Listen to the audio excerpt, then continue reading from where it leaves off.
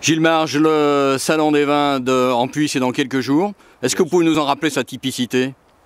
Écoutez, ça sera la 85e édition. Donc c'est quelque chose qui a une grande histoire et qui bien évidemment s'est développé au fur et à mesure des années. Et au départ, il y avait seulement une journée. Aujourd'hui, nous en sommes à 4 jours complets et 14 000 visiteurs pour la dernière édition. C'est aussi l'occasion de repérer un petit peu les meilleures cuvées du vignoble. C'est une occasion unique à ma connaissance dans tous les vignobles, puisque pendant ces 4 jours, vous avez dans la salle du marché au vin la quasi-totalité des producteurs de côte-rôtie.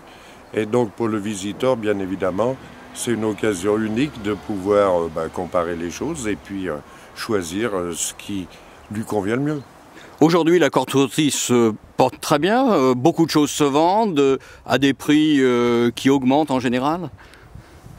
Des prix qui augmentent, je ne sais pas, enfin au moins qui restent dans le niveau que l'on souhaite. Vous savez, on a un vignoble particulièrement difficile à travailler. Je dis souvent, c'est sans doute le vignoble le plus difficile à travailler en France, mais il y a quand même 2400 ans d'histoire. Donc s'il n'y avait pas une bonne raison de faire du vin ici, en 2400 ans, nous aurions bien vu passer une génération d'intelligents qui auraient arrêté. Ça ne s'est pas produit.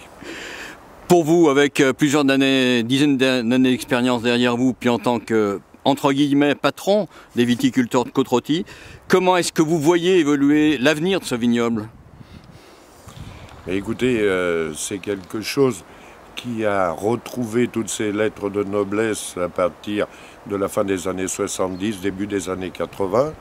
Il faut savoir qu'avant la guerre de 14, il y avait à peu près 300 hectares de vignobles. La Grande Guerre a bien évidemment amené la friche et la broussaille dans une grande majorité du vignoble. Il a fallu plus de 60 ans avant de revoir un renouveau.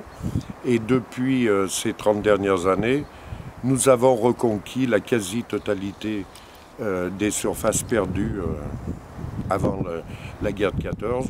Il reste quelques hectares, mais bien évidemment, maintenant, les choses vont se raréfier.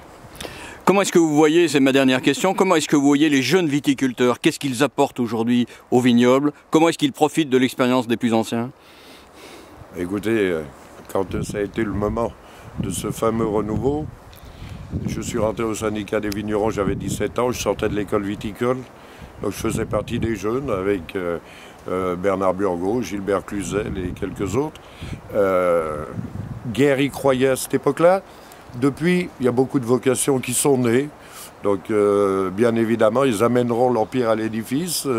Ils sont le nouveau maillon du développement du vignoble ou de sa réputation.